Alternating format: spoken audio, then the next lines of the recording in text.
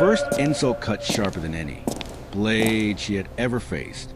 In the echoing gym, surrounded by recruits with unscarred faces and boastful grins, a young Marine limped forward. Her left leg dragged slightly, the reminder of an IED blast half a world away. The jagged scars climbing her arm and shoulder glistened under the fluorescent lights. She heard the whispers first, then came the laughter. Mockery rolled through the crowd like a wave, cruel, careless, merciless. But she did not lower her eyes. Before I tell you what happened next, tell me in the comments where you're watching from. I love knowing who's listening. She had fought through nights filled with pain, where every breath felt stolen. She had prayed for silence when phantom screams echoed in her head. Yet here, among her own, she faced a new battlefield, one of ridicule, doubt, and scorn. Each smirk pierced deeper than shrapnel ever had. For a moment, her hands trembled. She wondered if she belonged at all. The room quieted as a shadow crossed the doorway. Heavy boots struck the floor with a rhythm that hushed even the boldest voices. A general, a man whose chest bore ribbons that told of battles most would only read about, entered. His gaze swept across the hall, cutting the laughter in half. He had heard enough. Still, he did not speak. He simply watched. The scarred Marine stood taller now, though the weight of 100 eyes pressed against her like a storm. Memories rushed. The explosion, the dust, the fire, her body torn, but her spirit unbroken. She had returned not to prove herself to them, but to prove to herself that courage wasn't measured in flawless skin or perfect stride. Point. One Marine sneered louder than the rest. You should have stayed home. The words hung in the air, daring her to crumble. Her chest rose. Her voice, though quiet, carried across the room. Home is where the fallen never got to go back. I'm here because I can and because they can't. The silence that followed was heavier than the mockery had been.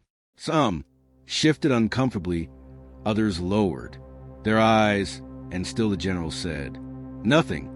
His expression was unreadable, carved from stone, yet his eyes locked on hers, unwavering. Then came the test. The instructor barked an order. Combat, drill, obstacle course, every Marine's proving ground. She nodded once, pain flickering through her body as she prepared. Dust rose beneath her boots. The rope burned her palms raw. Her scarred arm quivered under the strain, but she did not yield. Every fall became another rise, every slip another chance to climb again. The crowd, once jeering, began to murmur. Whispers turned to stunned silence as she vaulted the final wall with a burst of strength no one expected. She landed hard, gasping, sweat running like rivers across her skin, but she stood victorious. The general stepped forward. His boots echoed in the hollow gym. All eyes turned. He stopped in front of her, close enough for her to see the weight of years etched into his face. He studied her wounds, her trembling hands, her unbowed stance, and then, to the astonishment of every Marine in that room, he saluted, not a casual nod, not a token gesture, a full deliberate salute, one earned only by those who had faced fire and walked through it. Gasps rippled through the crowd. The same Marines who had laughed now stood frozen in awe. For a moment, no one moved. Then, slowly, they straightened. One by one, they followed his lead, saluting the very woman they had mocked. Tears burned her eyes, though she fought to keep them hidden. In that instant, she understood. Respect was not given. It was earned. Sometimes in the darkest places, sometimes beneath the weight of scars, because courage is not the absence of wounds. It is a decision to keep walking with them, And kindness doesn't vanish. It waits and it finds its way back. The gym was silent once. More, but not with ridicule. This time, it was filled with reverence. The same light that had once revealed her scars, now revealed her strength. Remember this. The world may try to measure you by what it sees, but the truth lies in what you refuse to surrender.